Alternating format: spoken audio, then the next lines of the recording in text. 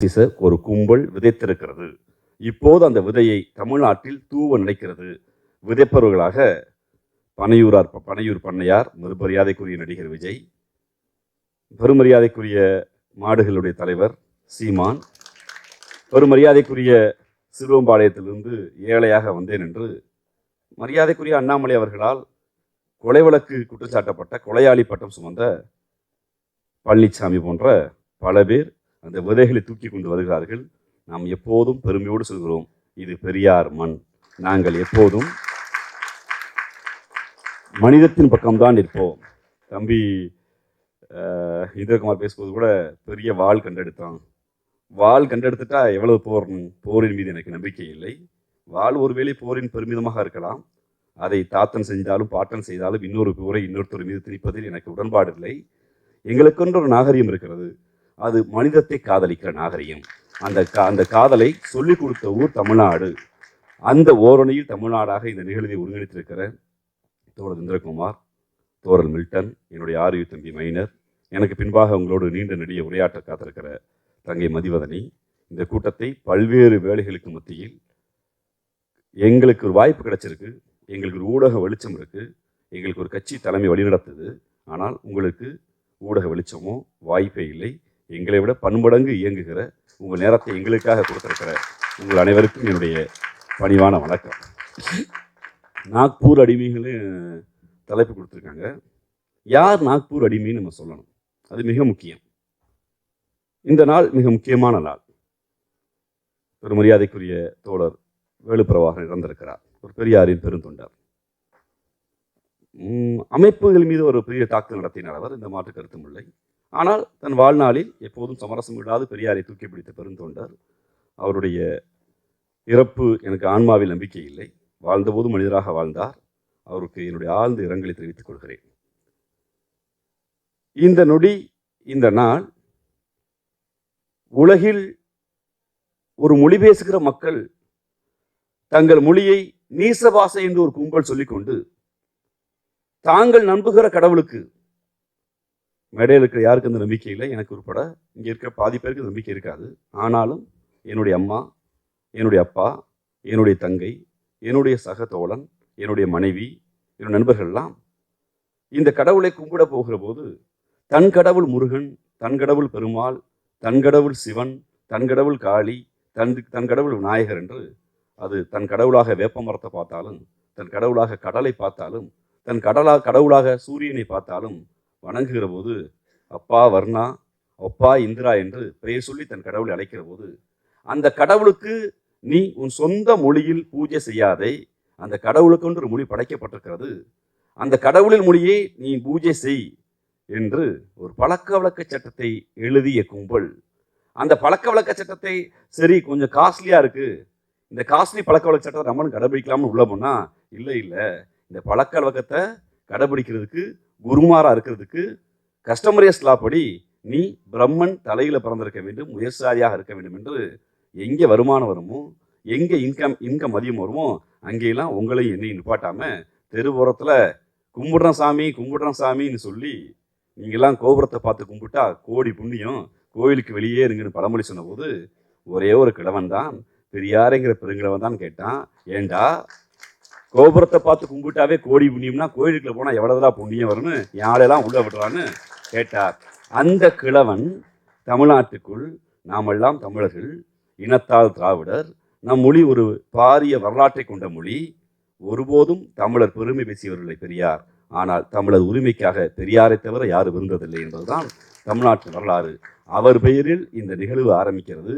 வரலாற்றில் 1967ஆம் ஆண்டு இந்த நொடியில்தான் பேரறிஞர் அண்ணா என்கிற ஒரு பெரும் தலைவர் தமிழ்நாடு சட்டமன்றத்தில் சென்னை மாகாணம் இல்லை, இனிமேல் தமிழ்நாடு வாழ்க, தமிழ்நாடு வாழ்க, தமிழ்நாடு வாழ்க என முழங்கி தமிழ்நாடு என பெயரிட்டு இந்த நாளில் தோழர்கள் இந்த இயக்கத்தை நடத்தியிருப்பது உண்மையிலேயே பெரும் மகிழ்ச்சி. இந்த RSS அடிமைகள்னு ஒரு தலைப்பு. ஏன் அடிமைகள்ங்கிறோம்? இந்தியாவுடைய அரசமைப்பு சட்டம் உலக நாடுகளுக்கு முன்பு உலக நாடுகள் எல்லாம் எப்போதும் நாம் மனிதர்களாக நாம் படைக்கப்பட்ட போதே ஒரு அரசு என்கிற எந்திரம் வர வேண்டும் என்று சில பேர் படைத்தார்கள். அதை பேராசான் காரல் மார்க்ஸ் சொல்கிறார், அரசே இல்லாத உலகுதான் மானுடம் தான் உண்மையான விடுதலை. அப்படின்னா என்னை யாரும் கேள்வி வைக்காத, நான் உன்னை கேள்வி வைக்க மாட்டேன். கான்ஸ்டபிள் நிறுத்தாத, போலீஸ்கார் நிறுத்தாத, அமைச்சர் இருக்க மாட்டார், முதலமைச்சர் இருக்க மாட்டார், அப்படி சிஸ்டமே இருக்காது. மனிதர்களாக இயங்குவோம் என்பது ஒரு பூரண விடுதலை. அதை அறிவாசான் காரல் மார்க்ஸ் கனவு காண்கிறார். ஆனால் இடைக்கால ஏற்பாடாக இந்த சமூகத்தில் அரசு ஒன்று அமைய வேண்டும் என்கிற போது, அந்த அரசு அமைந்த போது இந்தியாவுடைய அரசமைப்பு சட்டம் என்று ஒன்று அமைகிற போது, அந்த அரசமைப்பு சட்டத்தின்பால் ஒரு அமைப்பு இயங்கும் என்றால், இந்தியாவில் எழுதப்படாத ஒரு அரசமைப்பு சட்டத்தை எழுதி ஒரு பாசிச பயங்கரவாத மத அமைப்பு இயங்குகிறது என்றால் அது RSS என்கிற அமைப்பு தான். அரசமைப்பு சட்டத்துக்கு சில நோக்கங்கள் இருக்கிறது. இந்தியாவுடைய அரசமைப்பு சட்டம் எல்லோருக்கும் எல்லாம் கொடுக்கிற we the people of India, இந்திய மக்களாகி நாம் ஜனநாயக குடியரசாக எழுத்தில், பேச்சில், நடமாடுவதில், வணிகம் செய்வதில் ஒரு சுதந்திரம் வேண்டும். இந்த நாடு ஒரு சோசியலிச, இந்த நாடு ஒரு செக்குலரிசமாக விளங்க வேண்டும் என்று எண்ணிலடங்காதவோர் எழுதி பேசினார்கள். அது அரசமைப்பு சட்டம். அதேபோல் இன்னொரு அமைப்பு ஒன்று பேசுகிறது, இந்த நாடு எப்படி இருக்க வேண்டும் என்று. அன்பு கொண்ட நண்பர்களே, உங்களுக்கு தெரியுமா, அரசமைப்பு சட்டத்தின்படி நீதி வழங்குகிற உச்ச நீதிமன்ற நீதி அரசர்களில் 20 வரைக்கும் 52 பேர் இனிமே வந்து போயிருக்கிறார்கள். அந்த 52 பேரில் 97 விழுக்காடு இருக்கக்கூடிய நான் பிராமீன்கள் என்று சொல்கிற பார்ப்பன அல்லாதோர் வெறும் 3 இல்லை 4 பேர் தான். அரசமைப்பு சட்டப்படி இயங்க வேண்டும் என்று நாம் கருதுகிற அந்த அரசமைப்பு சட்டத்தில் நீதி வழங்குகிற அந்த இடமே அப்படி இருக்கிறது என்றால், அரசமைப்பு சட்டப்படி இயங்க மாட்டேன், இந்தியாவிற்கு அனைத்து கட்சிகளையும் இயக்குவேன், கோயில்களை இயக்குவேன், கடவுளை இயக்குவேன் என்று சொல்கிற RSS உடைய தலைமை பதவிக்கு இதுவரைக்கும் ஒரு நான் பிராமின் வந்ததில்லை. ஜனா கிருஷ்ணமூர்த்தி வருவார், வெங்கையா நாயுடு வருவார், ஏன் ஆடு அண்ணாமலை கூட வருவார், கொஞ்ச நாள் கழிச்சு பனையூராரும் போகலாம், பெருமரியாதைக்கு சீமானும் போகலாம், எடப்பாடிகளும் போகலாம். அவர்கள் அடிமைகள். அவன் ஒரு கருத்தை எழுதுவான், அந்த கருத்தை மக்கள் மன்றத்தில் விதையுங்கள், அந்த கருத்தை மக்கள் மன்றத்தில் கொண்டு போய் சேருங்கள். நாம் அவர்களை அடையாளப்படுத்த வேண்டும். எப்படி அடையாளப்படுத்த வேண்டும்? நேற்று முன்தினம் இந்தியாவுடைய எஜுகேஷன் பாலிசியை தீர்மானிக்கிற NCERT மிக முக்கியமான சில முடிவுகள் எடுத்திருக்கிறது. அந்த முடிவில் மிக முக்கியமான ஒன்று,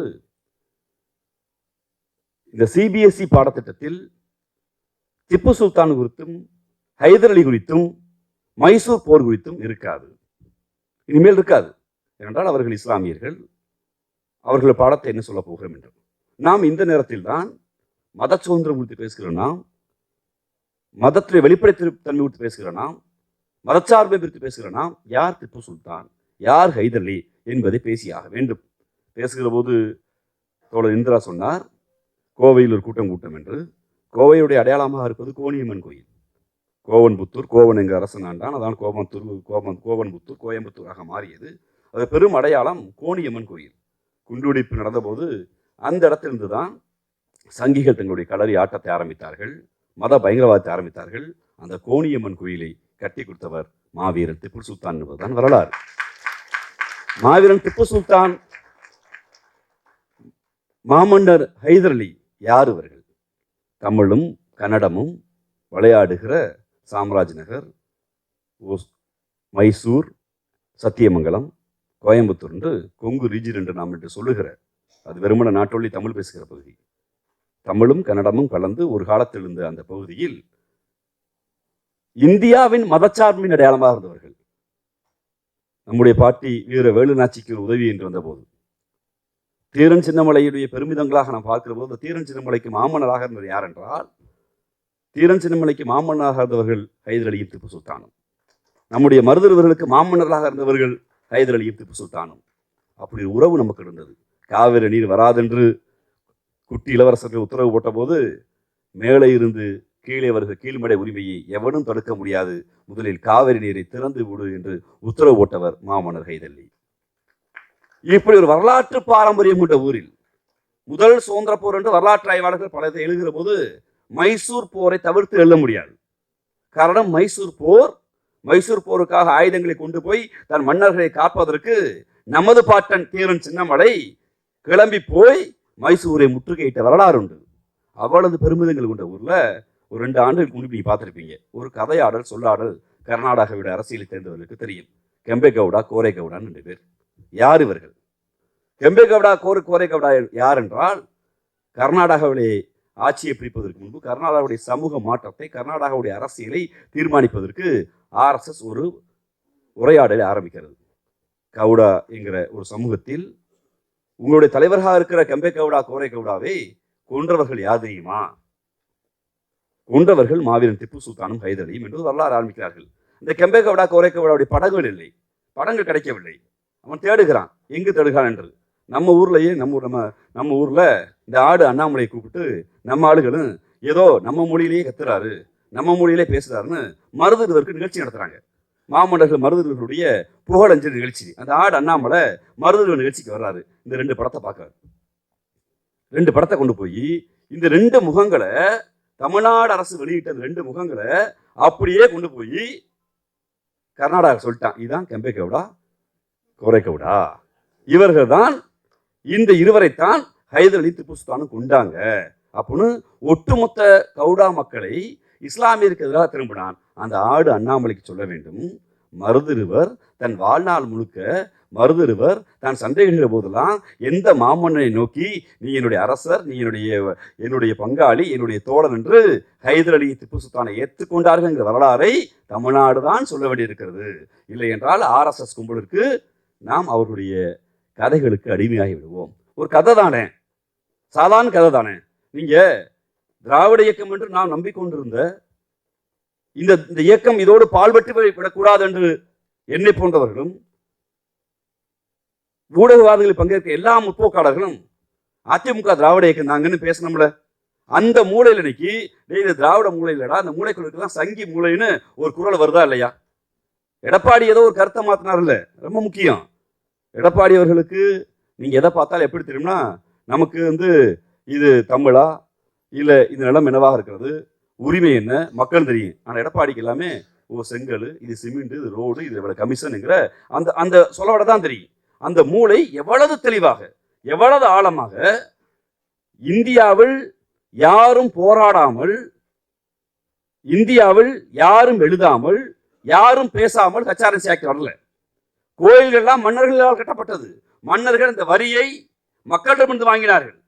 மக்கள் தங்கள் அரசனுக்கு கொடுக்கிற வரியில் அரசன் அன்று ஆண்டு அரசர்கள், நமது அரசர்கள் உட்பட முதல் சேவை மக்களுக்கு செய்வதை விட தன் கடவுளுக்கு செய்வதுதான் பெரியதென்று நம்பி தொலைத்திருந்தார்கள். அதனால் தான் நம்பிய சிவனுக்கு, முருகனுக்கு, பெருமாளுக்கு எல்லா மன்னர்களும் கோயில் கட்டினார்கள். நம்முடைய பக்தர்கள் எல்லாம் அந்த கோயிலுக்கு காணிக்கையாக கொடுத்தார்கள்.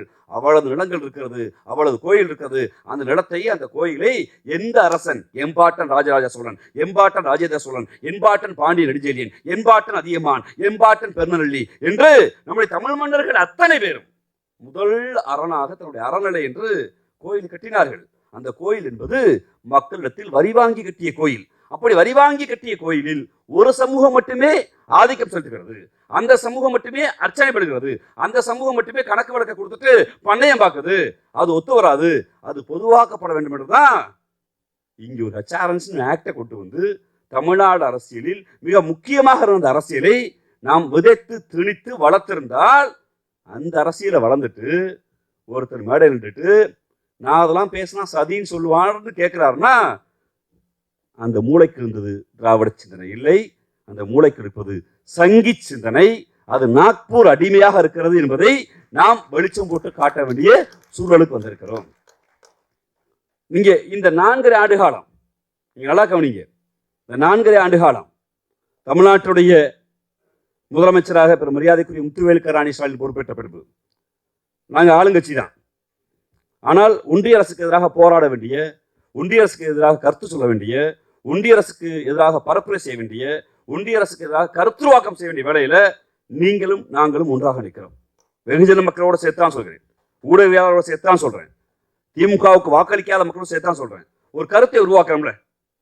தமிழ்நாட்டில் பெரிய கட்சி என்று நம்பப்படுகிற, தமிழ்நாடு இன்னைக்கு வாக்கு வங்கி அரசியல் பெரிய கட்சியா இருக்கக்கூடிய அதிமுக இருக்கிற கட்சி இந்த 4.5 ஆண்டு காலம் ஒட்டுமொத்தமாக தமிழ்நாடு பெருமையாக பார்க்கிற ஒன்று கல்வியில் சிறந்த தமிழ்நாடு. நம்ம பெருமையா பார்க்கிறோம். நம்ம தான் அப்பா அம்மா தான் படிக்கல, நம்ம தாத்தா பாட்டி படிக்கல, நம்ம பேருக்கு முன்னாடி இந்த சாதின்னு போட்டிருந்தா வழி இல்லை, நம்ம பேருக்கு முன்னாடி BA, MA, BSc, MScன்னு போடுவோன்னு தந்தை பெரியார் ஆரம்பித்து வைத்த பற்ற வைத்த நெருப்பு இன்னைக்கு சாதியை போட்டால் கொஞ்சம் கூச்சப்படுறோம். எல்லாரும் சைடில் எல்லாத்தையும் சாதி இருக்கானா அது எல்லார் வீட்டுக்குலையும் இருக்குது. அந்த மனநோய் மாறுவதற்கு இன்னும் 1000 ஆண்டுகள் ஆகும். ஏனென்றால் நம்முடைய முதலமைச்சர் சொன்னதுதான் 2000 ஆண்டுகால அழுக்கை 100 ஆண்டுகால திராவிட இயக்கம் முழுவதுமாக துடைத்து விட்டது என்றால் துடைத்து விடவில்லை, கொஞ்சம் மாற்றி இருக்கிறது. எங்களுக்கு இன்னும் 1000 ஆண்டு காலம் ஆகும் என் அப்பாவிடம் சாதியை மறைப்பதற்கு, என் தாத்தாவிடம் சாதியை மறைப்பதற்கு. ஒருவேளை நான் தாத்தாவாகும் போது, நான் அப்பாவாகும் போது என் பேரப்பிள்ளை சொல்லுவான் எங்க தாத்தா சாதி மறுப்பாளர் என்று சொல்லுவான். அந்த நிலைக்கு இன்னும் பல நூற்றாண்டு காலம் இருக்கு எனக்கு. ஆனால் அதற்கு எதிராக ஒரு கருத்தை தொடர்ந்து பேச வேண்டிய தேவை இருக்கிறது, தொடர்ந்து கருத்துவாக்கம் செய்ய தேவை இருக்கிறது. இந்த 4 ஆண்டுகளில் பல்கலைக்கழக மானிய குழு என்று ஒன்று வந்து ஒட்டுமொத்தமாக பல்கலைக்கழகங்கள் மீதும் கல்லூரிகள் மீதும் தாக்குதல் நடத்தி கல்வியை மானிய பட்டியல் ஒன்றிய பட்டியல்கிற வாதத்தை எல்லாம் தாண்டி கல்லூரி பாடத்திட்டத்தில் ஒன்றிய அரசு தலையிட்டு நொறுக்குகிற போது இந்த எடப்பாடி எங்க மிச்சம் சாப்பிட்டுக்குதான்னு கேட்கிற கேள்வி இருக்கு. நீங்க நான் தான் கல்லூரி கட்டினே, நான் ஆட்சியில் 70 பிரின்சிபல்ஸ் நியமிச்சனே. ஆமா சாமி, நீ நியமிச்ச. ஆனா கல்லூரி கட்டுவதற்கு இந்த 4 ஆண்டுகளில் பேராசிரியர்கள் சம்பளம் கொடுப்பதற்கு, பேராசிரியர் பதவி கொடுப்பதற்கு, லட்சக்கணக்கான மாணவர்களுக்கு பட்டம் அளிப்பதற்கு ஆளுநர் மறுத்த போது 4 வருஷம் முதலமைச்சர் நான் இருந்தேன். எங்க அம்மா இருந்தாங்க, எங்க ஐயா பெருமரியாதைக்குரிய எம்ஜிஆர் இருந்தாங்க. அவ்வளவுதான் இருந்த போது எங்களுக்கு சிக்கல் இல்ல. இப்ப ஏன்டா சிக்கல் கொடுக்குறேன்னு நீ மோடி எதிர்த்து பேசியிருந்தேனா, அமித்ஷாவை எதிர்த்து பேசியிருந்தேனா உன்னை நாக்பூர் அடிப்பேன்னு சொல்ல மாட்டேன். பரவாயில்ல, கொஞ்சம் தெம்பு திராணி உனக்கு இருக்குன்னு நினைப்பேன். இப்போதும் சொல்கிறேன், நாங்கள் உறக்க சொல்கிறோம், நாக்பூர் அடிமைகள் என்பது நேரடியாக நாக்பூர் எப்போதும் வராது, அது ஒருபோதும் வெளியே வராது. அது அதிகார மையம். நாக்பூருடைய வெறும் நாக்பூர் நமக்கு ஆரஞ்சு மட்டும் தான் தெரியும். ஆனால் நாக்பூருக்கு உள்ளே இருக்கக்கூடிய பெரிய சுற்றி மதில்ச்சுவரால் கட்டப்பட்ட அந்த கோட்டைக்குள், அந்த இரும்பு கோட்டைக்குள் தமிழ்நாட்டுக்குள் இருந்து போகியவர்கள் சிலவே சொற்ப பேர் தான் இருப்பார்கள். அதற்கு உள்ளே போவதற்கு சில தகுதிகள் இருக்கிறது. அந்த தகுதிகளை வாக்கு வங்கி அரசியல் இருக்கிற நான் வெளிப்படையாக சொல்லிவிட முடியாது. ஆனாலும் இங்கு கோயிலுக்குள் போவதற்கு என்ன தகுதி வேண்டும் என்று, சிலையை தொடுவதற்கு என்ன தகுதி என்று சில தகுதி வைத்திருக்கானோ அதுபோல் ஹார்ட்கோரா உள்ள அந்த கட்டடத்துக்குள்ள வச்சிருக்கான். ஆனால் அவர் ஏஜென்ட்டுகளாக அடிமைகளாக செய்து அனுப்புவான். அப்படி அனுப்பப்பட்ட ஏஜென்ட்டுகளில் பிரதானவர் தான் இப்போது அவர்கள் தேர்ந்தெடுக்கிற ஆயுதம் எடப்பாடி பழனிசாமிங்கிற ஆயுதம். இன்னொரு ஆயுதத்தை இப்போது கொண்டிருக்கிறார்கள் மிஸ்டர் பெருமரியாதைக்குரிய நடிகர் விஜய். நான் போகிற இடம் முழுக்க சொல்வதுண்டு, நீங்கள் இந்த கருத்தை உருவாக்கித்தான் ஆக வேண்டும். ஏன் மேடையில் பாயசமும் பாயாசம்னு பாயசத்தை ஒன்றா வைக்கிறான்னா அவனுக்கு உண்மையிலேயே அரசியல் தெரியவில்லை, மனநலம் பாதிக்கப்பட்டிருக்கு என்றுதான் எடுத்துக்கொள்ள வேண்டும். பாசிசம் என்கிற வார்த்தையை பயன்படுத்தியது என்பதற்காக, நீங்கள் பாசிசத்துக்கு எதிரானவர்கள் என்று சொல்வதற்காக லட்சக்கணக்கான உயிர்களை இந்த மாவட்டம் எடுத்திருக்கிறது. இவர் பாசிஸ்ட் என்று சொல்கிற போது ஆம் பாசிஸ்ட் என்று சொல்லி ஜனநாயகவாதிகளை, பொதுவுடைமைவாதிகளை, பொதுமக்களை அடால்ஃப் ஹிட்லர் என்கிற மனிதன் துடிதுடிக்க கொண்டிருக்க வரலாறு உண்டு. பாயசம் என்கிற பெயரை சொல்ல போதே நடுநடுங்கிய காலங்கள் உண்டு. ஹிட்லர், முசோலினி என்று எழுதுகிற போதே பாசிசவாதிகள் என்று பயந்த காலம் உண்டு. அந்த பாசிசத்தை ஒருவன் ஜெனரலைஸ் பண்ணி ஜஸ்ட் லைக் தட் தானே அப்படின்னு ஒருத்தர் கடக்கிறான்னா இது ஒன்றும் சினிமா டைலாக் இல்லை மிஸ்டர். எங்களுடைய எண்ணிலடங்காத எங்களுடைய மூத்தவர்கள்லாம் எழுதி எழுதி எழுதி பேசி இங்கு கருத்தை உருவாக்கி எது பாசிசம் என்று வகுப்பெடுக்கிற போது நீ கம்பேர் பண்ணி திமுகவும் பாசிசம் ஒன்று சொல்றேன்னா உனக்கு பாடம் எடுக்க வேண்டிய நிலை இருக்கிறது. மிஸ்டர் விஜய், உங்களுக்கு தெரியுமா, நான் கோவையில் ஆர்ப்பாட்டத்தில் பேசிய போது கூட சொன்னேன், ஒருவேளை பீகாரில் பிறந்திருந்தால், யூபியில் பிறந்திருந்தால் நடிகர் விஜய் என்ன ஆயிருப்பார்? ஒரு கற்பனை, என்ன ஆயிருப்பார் யோசித்து பாருங்கள். தமிழ் சினிமா என்பது பெரிய சினிமா உலகம்.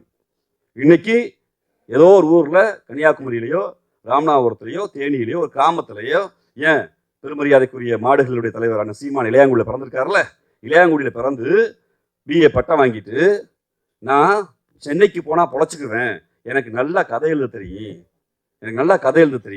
நான் நல்லா வசனம் பேசுவேன், போய் திரைக்கதை வசனம் எழுதலாம், நான் நல்லா நடிப்பேன், நல்லா ஆடுவேன், நல்லா பாடுவேன்னு திரு சீமான் போன்று பல லட்சக்கணக்கான கருப்பு தேகம் தொங்க சொந்த ஊர்ல இருந்தா சாதி அடையாளம் இருக்கு, சொந்த ஊர்ல இருந்தா மத அடையாளம் இருக்கு, சொந்த ஊர்ல இருந்தா என் அப்பம் பார்த்த தொழில நீ பனையேறான்னு சொல்லுவான், வளையிடான்னு சொல்லுவான், ஆடு மாடு மேய்டான்னு சொல்லுவான், செருப்பு தேய்டான்னு சொல்லுவான். அதுக்கு பின்னாடி ஒரு தீண்டாமை வரும், இந்த ஊரே வேணாம், நகரத்துக்கு போய் சென்னைக்கு போய் பொழைக்க போறோன்னு லட்சக்கணக்கான தோழர்கள் சென்னை நோக்கி வந்தோம்ல.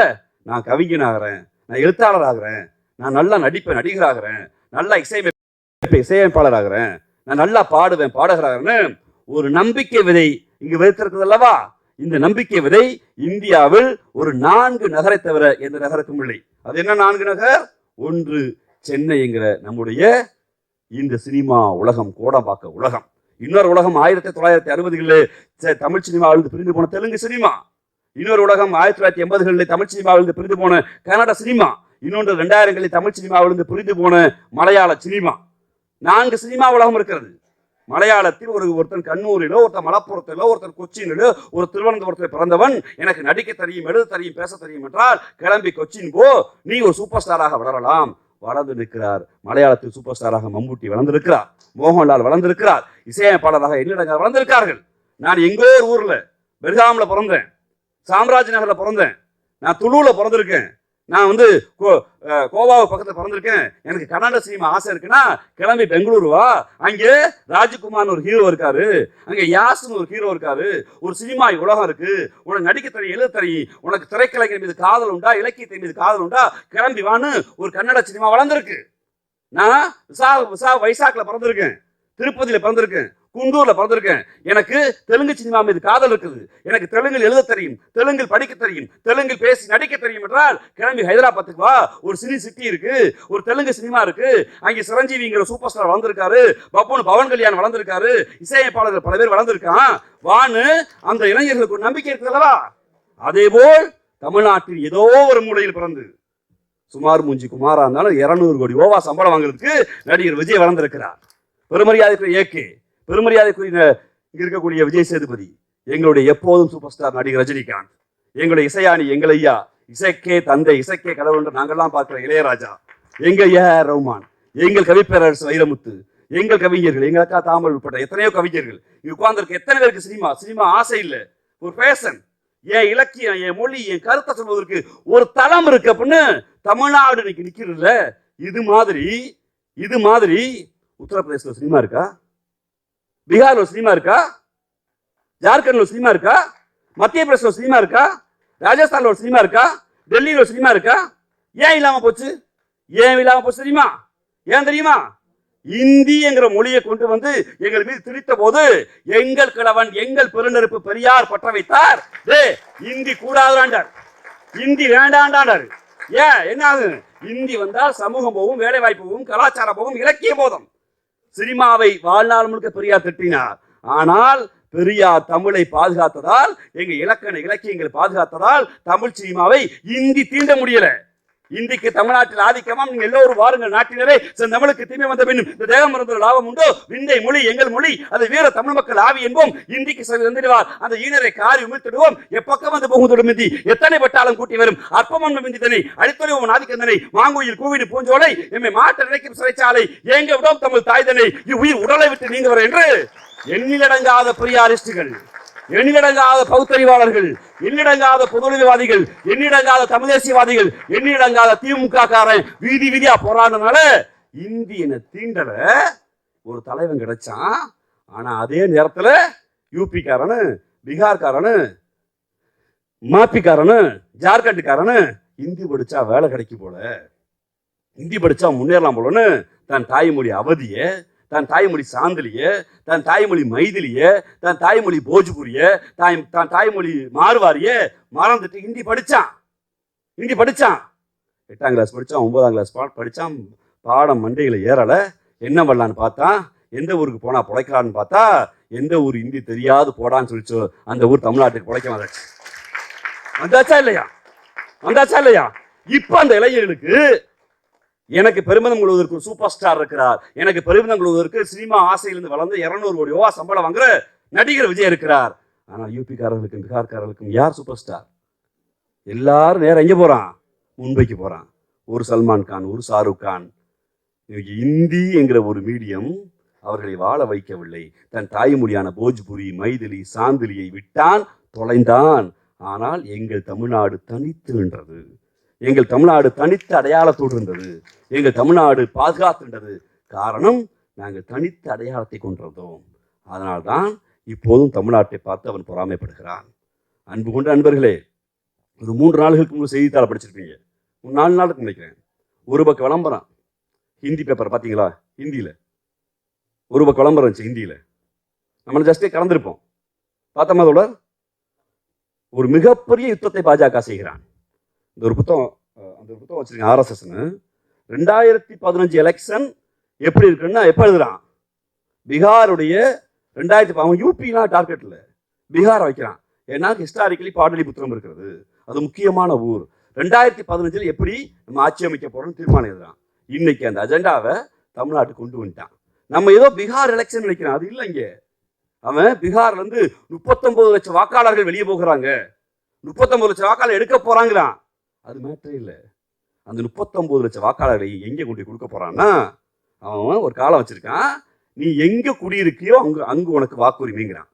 ஹிந்தியில் விளம்பரம் போட்டு, நீ திருப்பூர்ல இருக்கியா, கோயம்புத்தூர்ல இருக்கியா, நீ சென்னையில் இருக்கியா, ராமநாதபுரத்தில் இருக்கியா, கன்னியாகுமரியில் இருக்கியா, நீ பதிவு பண்ணுங்கிறான். இப்போ இங்கே உள்ளவெல்லாம் அது தமிழில் விளம்பரம் வரல, இங்கிலீஷில் வரல, ஹிந்தியில் வந்திருக்கு. அந்த ஹிந்தியில் படித்தவன் என்ன பண்ணுறான்? ஆமாம், ஐ ஆம் ரெசிடென்சி, நான் இங்கே வாழ்கிறேன். எங்கே வாழ்கிறேன்? ஏற்கனவே ஒரே நாடு ஒரே ரேஷன் விட்டு வந்தாச்சு. எனக்கு இருப்பிட சான்றிதழ் எங்கே இருக்குது? ரேஷன் கார்டு கோயம்புத்தூர் இருக்குது, ரேஷன் கார்டு திருப்பூர் இருக்குது, ரேஷன் கார்டு பல்லாவரத்தில் இருக்குது, ரேஷன் கார்டு அரக்கோணத்தில் இருக்குன்னு இப்போ என்ன பண்ணுறான்? அந்த செயலியில் 39 லட்சம் வாக்காளர்கள் தென்னிந்தியாவிலிருந்து பதிவு பண்ணுறான். நான் இருப்பிட எங்கே இருக்கேன்? இந்த ஊரில் இருக்கேன். அங்கே என்ன பண்ணுறான்? 39 லட்சம் வாக்காளர்களை டெலீட் பண்ணுறான். டெலீட் பண்ணிட்டு யாரெல்லாம் டெலீட் பண்ணமோ நாங்கள் நீக்கியவர்கள் எல்லாம் சேர்க்க போகிறோம்னு கை தூக்கிறோம் கோர்ட்டில். கோர்ட் என்ன சொல்ல? ஒரே நாடு ஒரே இந்தியா, பரவாயில்ல, நீ ஜனநாயக கடமையாற்றுறதுக்கு வயது வந்தவருக்கு வாக்குரிமை கொடுக்கணும், பரவாயில்ல, நீ போன்னு கோர்ட் சொல்லுமா இல்லையா? அப்போ டெலீட் செய்யப்பட்ட 39 பேரில் எவனோ ஒருத்தன் சுப்ரீம் கோர்ட் போவான். நான் பல்லடத்தில் இருக்கேன், என்னுடைய வாக்கை மோடி நீக்கிட்டாரும் பாரு. வாதாடுறதுக்கு வழக்கறிஞர் அஸ்வினி குமார் வருவார். அஸ்வினி குமார் யாரு? பாஜக வக்கீல், பார்க்க நீதியரசர். இந்த நாடு ஜனநாயக நாடு, article 19 clearly says everybody is going on any land in India. இவர் 7 ஆண்டுகளா திருப்பூர் இருக்காரு, நீ நீக்கினது ஜனநாயக விரோதம், அதனால நீ அவருக்கு வாக்குரிமை கொடு. அஸ்பர் இந்த எதுபடினா இன்னைக்கு வந்திருக்க அமெண்ட்மெண்ட் படி இந்த எலெக்ஷனுடைய மேனிஃபெஸ்டோ என்ன சொல்லுதுன்னா, இந்த மேனிஃபெஸ்டோ எங்க நீ குடியிருக்கியோ அங்குதான் ஓட்டுன்னு சொல்லிடுச்சு. அதனால 39.9 லட்சம் பீகார் வாக்காளர்களுக்கும் நீ தமிழ்நாட்டில் கேரளால வாக்குரிமை கொடுன்னு உத்தரவு வரப்போதால் எழுதி வச்சுக்கோங்க. வந்துட்டா என்ன ஆகும்? தமிழ்நாட்டில் 15 லட்சம் இந்தி வாக்காளர்கள். அவன் யாருக்கு ஓட்டு போடுவான்? திராவிட இயக்கங்களுக்கும் இருக்கக்கூடிய அதிமுக போட்டியில் எத்தனை விழுக்காடு வாக்கு வித்தியாசம்? இது வரைக்கும் 2 விழுக்காடு 3 விழுக்காடு தான் தேர்தல் தீர்மானிக்குது. அப்போ 15 லட்சம் வாக்காளர்கள் தமிழ்நாட்டுக்கு வரப்போறான். அந்த 15 வாக்காளர்கள் பாஜகவுக்கு வாக்களிக்க போறான். மறைமுகமாக தமிழ்நாட்டின் மீது படையெடுக்கிற வேலையை ஆர்எஸ்எஸ் எழுதி வைத்து விட்டான். அதுதான் இன்னைக்கு எலெக்ஷன் ரூல். அது எவ்வளவு தெளிவா இருக்கான் பாருங்க. நீங்க ரொம்ப தீவிரமான பிரச்சனைகள்ல ஆர்எஸ்எஸ் எங்க ஒளிஞ்சிருக்கான் பாத்தீங்களா? ரொம்ப இருக்க பிடிச்சி வச்சுக்க சார், கோர்ட்ல பாத்துக்க sir, matter spending court sir, இப்போ ஏன் சார் டிஸ்கஸ் பண்ண? நம்மளும் ஜனநாயக நாடுல இது கோர்ட்ல பார்த்து பாம்பான். அப்ப நீதிமன்றத்தின் போய் பின்பு ஒளிந்து நாங்கள்லாம் வழக்கறிஞர் அணி வைக்கிற போது நீதிமன்ற அணியை வைத்திருக்கக்கூடிய பாஜக என்கிற கட்சி இந்த நாட்டின் ஜனநாயகத்தின் மீது மறைமுகமாக தாக்குதல் நடத்துகிறது. அந்த தாக்குதலை கண்டும் காணாமல் சில நாக்பூர் ஏஜென்ட்டுகள் இங்கு இருக்கிறார்கள். அந்த ஏஜென்ட்டுகள் யார் என்பதை அம்பலப்படுத்தி, அந்த ஏஜென்ட்டுகள் இவர்கள்தான், இந்த கருத்து தான் அந்த நாக்பூர் கருத்து என்பதை உறக்க சொல்ல வேண்டியிருக்கிறது. அதில் பிரதானவராக இன்னைக்கு வளர்ந்திருப்பவர் தான் பாசிசத்தையும் பாயாசத்தையும் உண்ணாக்குகிற 200 கோடி ஓவா சம்பளம். ஒருவேளை பீகார்ல யூபியில பிறந்திருந்தா எங்க ஊருக்கு சொற்றுவாங்களையோ சொற்று பானிபூரி பேல்பூரி விற்க வந்திருக்கிற பெரும் மரியாதை. அந்த தொழில் நான் கொச்சப்படுத்தலை, அது பிரதான தொழில். என் சகோதரன், இந்திய சகோதரன், நான் பார்க்க முடியாத, நான் என் ஊரில் போய் கம்பி கட்டினேன்னா, என் ஊரில் போய் சித்தாள் வேலை பார்த்தேன்னா, என்னாலியா வந்தாளா, இந்த சாதிக்காரன் சித்தாள் வேலை பார்க்குறான், இந்த சாதிக்காரன் பானிபூரி விற்கிறான் அப்படின்னு சாதி பெருமைக்கு இழுக்க வந்துருன்னா வெளியூர் தாண்டி போய் சாதியெல்லாம் மறைச்சிட்டு நான் ஆடு மாடு மேய்க்கிறேன், ஒட்டவை மேய்க்க கூட போய்க்கிறேன். ஆனால் சொந்த ஊரில் இருக்க மாட்டேன்னு சொல்கிறோம்ல, அந்த சொந்த ஊரில் வெம்பாடுபட்டு தான் உழைக்கிறான். அதுபோல் ஒருவேளில் பீகார் யூபியில் பிறந்திருந்தார் நடிகர் விஜய் போன்றவர்கள் இந்த ஊருக்கு 200 ஓவா குறைஞ்சபட்ச ஊதியத்துக்கு வந்திருப்பாங்க. ஆனால் திராவிட இயக்கமும் பெரியாரின் பெருந்தொடர்களின் உழைப்பால், பாசிசத்தை எதிர்த்து உழைத்ததால், இங்கு இந்தி தீண்டாமல் இருந்ததால், பாசிச கருத்து வராமல் இருந்ததால், சுமாரா இருந்தா கூட மூஞ்சிக்கு 200 கோடி சம்பளம் வாங்குறீங்கன்னா, நீ பாசிசத்தையும் திராவிட இயக்கத்தை உண்ணாக்குறீன்னா நீதான் நாக்பூர் ஏஜென்ட் நம்ம சொல்ல வேண்டிய தேவை இருக்கிறது. அது எடப்பாடியாக இருந்தாலும் இல்ல மாடுகளின் தலைவன் மரியாதைக்குரிய சீமானாக இருந்தாலும் அந்த ஏஜென்ட்டுகளை அம்பலப்படுத்துகிற வேலையை தொடர்ந்து செய்வோம். பெரியார் என்கிற பெருநெருப்பை தொடர்ந்து வாசிப்போம். பேரறிஞர் பெருந்தகை அண்ணா சொன்னது போல் இந்த ஆட்சி பெரியாருக்கான ஆட்சி. அதைத்தான் உங்களுடைய மாண்புமிகு முதலமைச்சர் அவர்கள் முத்துவேல் கருணாநிதி ஸ்டாலின் அவர்கள் கிடைக்கிற நேரத்திலெல்லாம் தன்னுடைய கருத்தை பாசிசத்துக்கு எதிராக, மதவாதிகளுக்கு எதிராக, இந்த மொழி மேன்மைக்காக, மக்கள் மேன்மைக்காக, எல்லாம் தாண்டி மனிதத்திற்காக எப்போதும் பேசி வருகிறார். மனிதம் வளரட்டும். வாய்ப்புக்கு நன்றி. வணக்கம்.